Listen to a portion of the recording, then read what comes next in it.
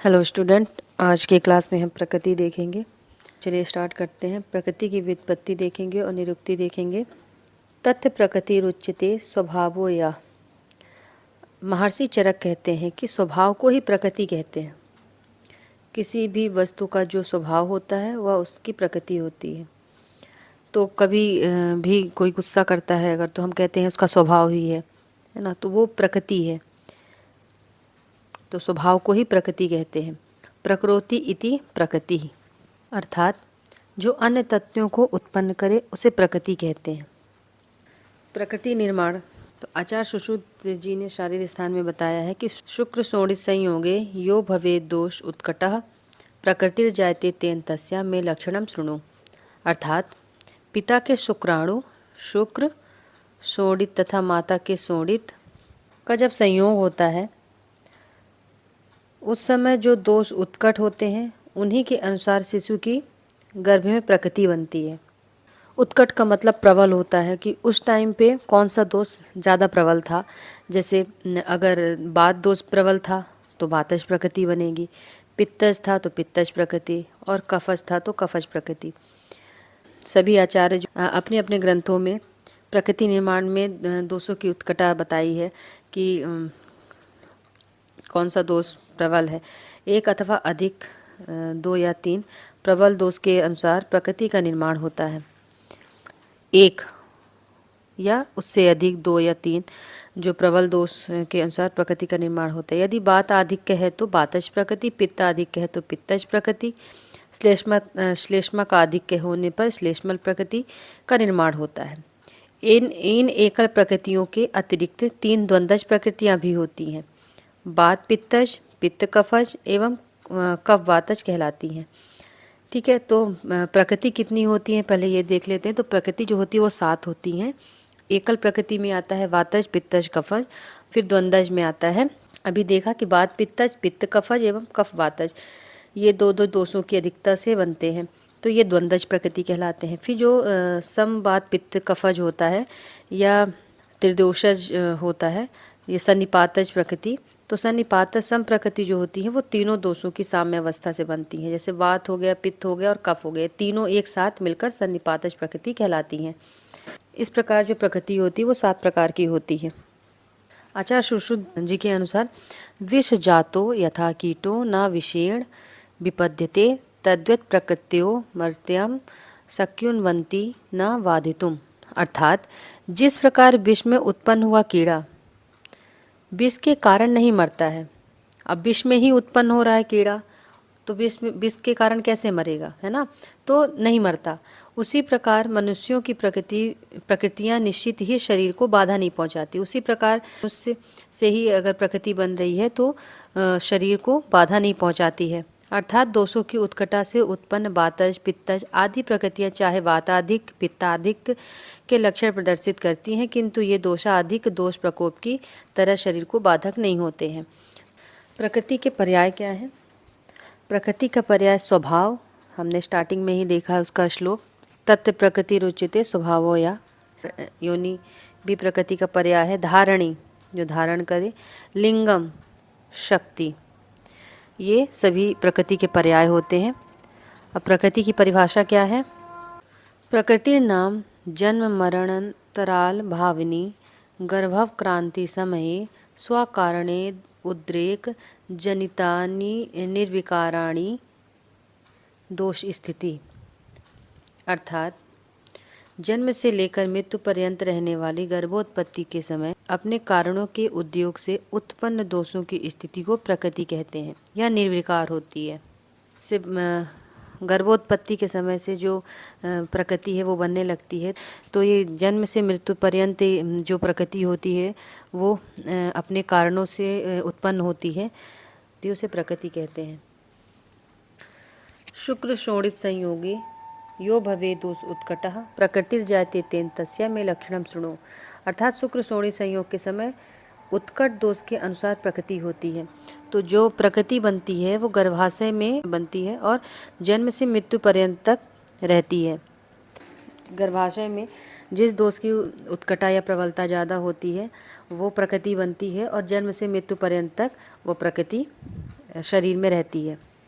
प्रकृति उत्पादन में सहायक कारण। अब प्रकृति के उत्पादन में कौन से कारण सहायक होते हैं ये देखते हैं कि प्रकृति उत्पादन में कुछ ऐसे कारण होते हैं जो दोषों के अंशांश विकास में सहायक होते हैं, अंश में विकास में सहायक होते हैं। गर्भावस्था में अपेक्षित कारण और जन्मोत्तर काल में अपेक्षित कारण। गर्भावस्था में अपेक्षित कारण क्या है? तद्यथा शुक्र शोणित प्रकृतम, काल गर्भाशय प्रकृतम, आतुर आहार विहार प्रकृतम, महाभूत विकार प्रकृतम च गर्भ शारीर अपेक्षते। एतानि हि एन दोषेण अधिकेन एकेन अनेकेन व सम अनुबंध्यते, तेन तेन दोषेण गर्भो अनुबंध्यते। अर्थात शुक्र शोणित की प्रकृति, शुक्र शोणित की क्या प्रकृति है? काल गर्भाशय की प्रकृति, उस समय कौन सा काल चल रहा था? गर्भाशय की प्रकृति। मातुर आहार विहार, माता ने कौन से आहार विहार किए हैं? महाभूत विकार प्रकृति। ये चारों गर्भ शरीर में प्रकृति निर्माण में सहायक कारण हैं। इस प्रकार जिस जिस दोष की अधिकता एक या अनेक अनुबंधित होती है उस दोष से गर्भ की उत्पत्ति होती है। तो ये चार जो कारण हैं गर्भावस्था में अपेक्षित कारण होते हैं कि शुक्र शोणित की क्या प्रकृति है, काल गर्भाशय प्रकृति, मातुर आहार विहार की प्रकृति और महाभूत विकार प्रकृति। तो पहला है शुक्र शोणित की प्रकृति। गर्भ निर्माण काल में शुक्र एवं शोणित में जिन दोषों की उत्कटा होती है, अर्थात जैसी शुक्र और शोणित की प्रकृति होती है वैसी ही प्रकृति गर्भ की होती है। ठीक है, तो शुक्र शोणित की प्रकृति। अब गर्भावस्था में शुक्र और शोणित का जब संयोग होता है तो शुक्र और शोणित में कौन से दोष की उत्कटा है वैसे ही प्रकृति का निर्माण होगा, वैसे ही प्रकृति गर्भ की होती है। तो जो गर्भ होगा उसकी प्रकृति शुक्र शोणित के प्रकृति से बनेगी। दूसरा है काल गर्भाशय प्रकृति। गर्भाशय या यूट्रस की अवस्था तथा कॉन्सेप्शन के समय काल प्रकृति निर्माण में सहायक कारण है। गर्भाशय की अवस्था ये कैसे प्रकृति निर्माण पर प्रभाव पड़ सकता है, इसे समझने के लिए यूट्रस की एबनॉर्मलिटीज़ को ध्यान में रखना पड़ेगा। यदि यूट्रस सेपरेट हो, फाइब्रॉइड इन यूट्रस हो, अविकसित यूट्रस हो, यूलिपेरस हो या मल्टीपेरस हो, इन सब का गर्भ की प्रकृति निर्माण में सीधा प्रभाव पड़ता है, उसकी नोरिशमेंट में सीधा प्रभाव पड़ता है। इन्फेक्टेड यूट्रस डिलीवर्स सौगंधिक नपुंसक। इसी प्रकार काल से तात्पर्य संभोग काल से या गर्भाधान काल से है। गर्भाधान काल की ऋतु अनुसार गर्भ की प्रकृति होती है, साथ ही माता पिता की अवस्था, आयु आदि भी काल को दर्शाती है तथा प्रकृति निर्माण में महत्वपूर्ण भूमिका अदा करती है। गर्भाधान काल की ऋतु अनुसार गर्भ की प्रकृति होती है। तो कौन सा ऋतु चल रहा है उसके अनुसार गर्भाधान कौन से ऋतु में हो रहा है उसके अनुसार गर्भ की प्रकृति होती है। साथ ही माता पिता की अवस्था, कौन सी अवस्था चल रही है, मतलब ज़्यादा एज तो नहीं हो गई है, आदि भी काल को दर्शाती है तथा प्रकृति निर्माण में महत्वपूर्ण भूमिका अदा करती है। तीसरा है मातुर आहार विहार प्रकृति। माता का आहार विहार भी गर्भ की प्रकृति के निर्माण में सहायक होता है। माता के आहार विहार में अगर पथ्य आहार विहार का सेवन करती है तो प्रकृति निर्माण में सहायक कारण होता है। उचित आहार का सेवन न करने से गर्भ में विकार उत्पन्न हो जाते हैं। सम्यक आहार जैसे विरुद्ध आहार का सेवन गर्भ प्रकृति निर्माण में अनुपयुक्त प्रभाव डालता है। इसी प्रकार माता के विहार का भी गर्भ प्रकृति पर सीधा प्रभाव पड़ता है। दिन भर सोने वाली माताओं की संतान भी आलसी और कफश प्रकृति वाली होती है। दूसरी ओर धार्मिक पुस्तकों को पढ़ने या सुनने वाली माताओं की संतान सात्विक प्रकृति वाली, जैसे मोरल वैल्यूज़ वाली होती है। तो माता का आहार और विहार बच्चे पर इफ़ेक्ट डालता है। माता अगर पथ्य आहार कर रही है या मात्रा पूर्वक आहार कर रही है वो बच्चे पर सीधा प्रभाव डालता है। और विहार का कौन सा विहार का सेवन कर रही है, अगर वो दिन भर सोती है, नींद ले रही है तो बच्चा भी उस, और इसमें बहुत सारी चीज़ें भी बताई गई कि अगर धार्मिक पुस्तक अगर वो पढ़ती रहती है तो बच्चा भी पढ़ता है और सात्विक रहता है, संतान उसकी सात्विक रहेगी। चौथा है महाभूत विकार प्रकृति। सर्वद्रव्य में 5 भौतिकम। तो जितने भी द्रव्य होते हैं सभी पांच भौतिक होते हैं और शरीर निर्माण में भी कहा है कि शरीरम नाम चेतना अधिष्ठान भूतम पंच महाभूत विकार समुदायात्मकम संयोग बाह्य। अतः शरीर 5 महाभूतों के विकार से बना है। इन महाभूतों में से जिस महाभूत की अधिकता होती है गर्भाधान काल के समय, उसी महाभूत के गुणों के अनुसार गर्भ की प्रकृति होती है। अर्थात जब गर्भाधान काल के समय जिस महाभूत की प्रधानता होती है, जैसे अगर महाभूत के गुणों के अनुसार गर्भ की प्रकृति होती है, इस प्रकार गर्भ एक या अनेक दोषों से प्रभावित होता है। ये दोष उपयुक्त कारणों के साथ मिलकर गर्भ की प्रकृति का निर्माण करते हैं। तो इस प्रकार जो गर्भ है तो एक और अनेक दोषों से प्रभावित होता है, और ये दोष उपयुक्त कारणों के साथ मिलकर, जो ये कारण हैं उनके साथ मिलकर गर्भ की प्रकृति का निर्माण करते हैं। जन्मोत्तर काल में अपेक्षित कारण तत्व प्रकृतिर जाति प्रसक्ता च कुल प्रसक्ता च देश अनुपातनी च कालानुपातनी च वायु अनुपातनी च प्रत्यात्म नियता च इति जाति कुल देश काल वय प्रत्यात्म नियता ही तेषां पुरुषाणाम ते भाव विशेषा भवन्ति।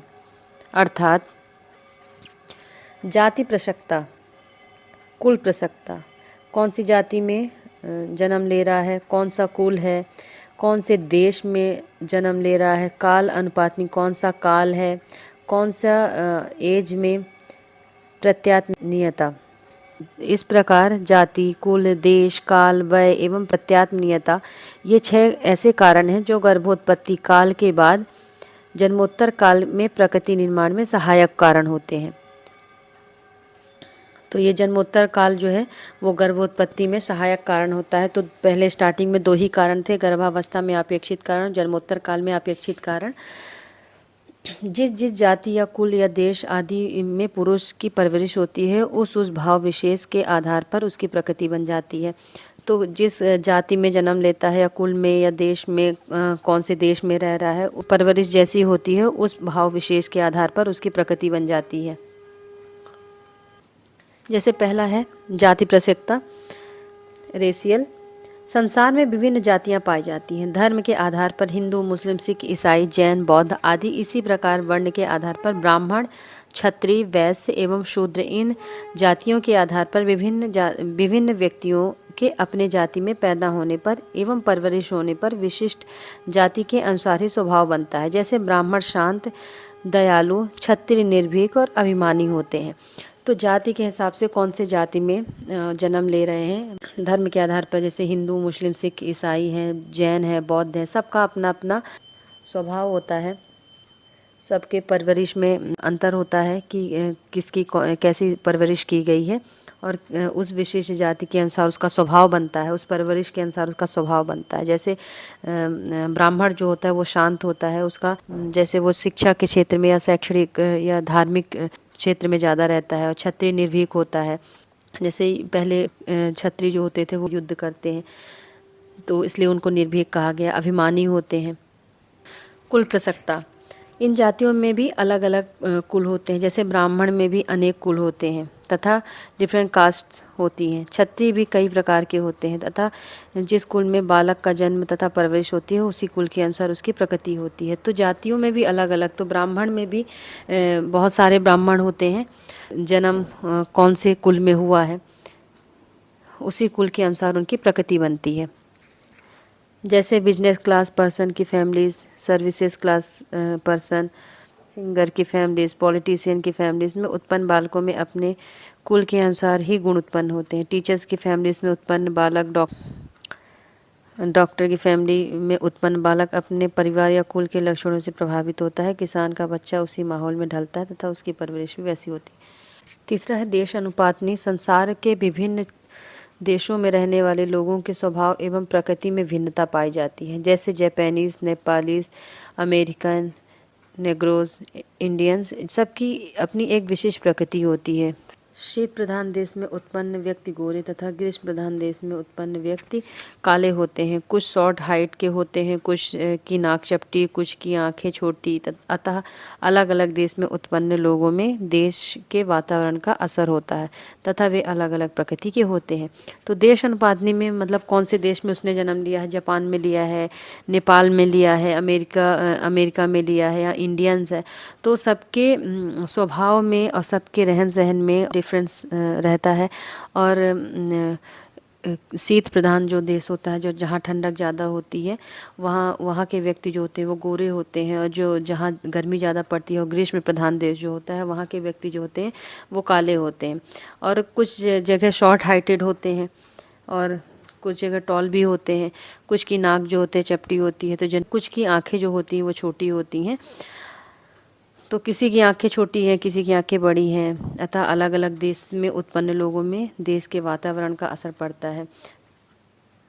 चौथा है कालानुपातनी। प्रकृति पर ऋतु, दिन, नक्षत्र, प्रहर आदि का भी असर पड़ता है। तो जब प्रकृति बनती है तो उस समय कौन सा नक्षत्र चल रहा है और कौन सी ऋतु है, कौन सा दिन है, कौन सा प्रहर है, कौन सा प्रहर चल रहा है, इनका भी असर पड़ता है। ऋतु अनुसार व्यक्ति का स्वभाव पड़ता है। ऋतु के अनुसार कौन सी ऋतु चल रही है, शिशिर चल रहा है, वसंत चल रहा है ना, तो इन ऋतुओं के अनुसार भी उसका स्वभाव बनता है। आदान काल में व्यक्ति का बल क्षीण हो जाता है, तो उस समय सूर्य का ताप ज़्यादा होता है आदान काल के समय, जिस वजह से व्यक्ति का बल क्षीण हो जाता है। तथा विसर्ग काल में व्यक्ति का बल बढ़ जाता है। ज्योतिषी भी नक्षत्रों के अनुसार ही व्यक्ति का स्वभाव बताते हैं। तो ज्योतिष भी जब पत्रिका देखते हैं तो उसमें देखते हैं कि कौन सा ऋतु चल रहा था, कौन सा दिन है, कौन से दिन में पैदा हुए, कौन सा नक्षत्र चल रहा था। तो ये सारी चीज़ें वो देखकर ही व्यक्ति के स्वभाव के बारे में बताते हैं। 5 नंबर, वायु अनुपातनी। अवस्था अनुसार व्यक्ति की प्रकृति होती है। बाल्यावस्था में कफ की अधिकता होती है, युवा अवस्था में पित्त तथा वृद्धावस्था में वात की अधिकता होती है। तो अवस्था के अनुसार कौन सी अवस्था चल रही है, बाल्यावस्था है तो वो वहाँ पे कफ की अधिकता रहती है, और युवा अवस्था है तो पित्त की, और वृद्धावस्था है तो वहाँ वात की अधिकता ज़्यादा होती है। इसी प्रकार इसी का प्रभाव अवस्था के अनुसार पड़ता है। इन अवस्थाओं के अनुसार प्रकृति भिन्न होती है। तो इन्हीं अवस्था के अनुसार की मतलब कौन सी अवस्था चल रही है तो उनकी प्रकृति भी भिन्न होती है। वृद्धावस्था में बाल्यावस्था की अपेक्षा व्यक्ति का स्वभाव अधिक शांत रहता है। तो बाल्यावस्था का जो व्यक्ति होता है वो चंचल ज़्यादा होता है। तो वृद्धावस्था में बाल्यावस्था की अपेक्षा स्वभाव अधिक शांत होता है। तो वृद्धावस्था का जो व्यक्ति होगा वो शांत रहता है। शिक्षा, प्रशिक्षण तथा व्यक्तित्व के विकास में भी अवस्था अनुसार भिन्नता पाई जाती है। कैसी शिक्षा है, कैसा व्यक्ति है, उसके अनुसार भी भिन्नता पाई जाती है। 6 नंबर है प्रत्यात्मनियता। सभी व्यक्तियों की अपनी एक विशिष्ट प्रकृति होती है। यदि किन्हीं दो व्यक्तियों को एक सी जाति, कुल, देश में रखा जाए, एक ही काल एवं अवस्था में हो, तब भी उन दोनों व्यक्तियों की प्रकृति एक सी नहीं होती। तब भी दो व्यक्तियों की प्रकृति एक सी नहीं हो सकती। इसके लिए आयुर्वेद में आत्मा तथा उसके द्वारा पूर्व कर्मों के संस्कारों को उत्तरदायी माना गया है। जैसे जो व्यक्ति हैं, किसी भी व्यक्ति की एक सी प्रकृति नहीं हो सकती है। मतलब अगर एक ही गर्भ में 2 बच्चे हैं जैसे ट्विंस, तो उनकी भी प्रकृति अलग अलग होगी।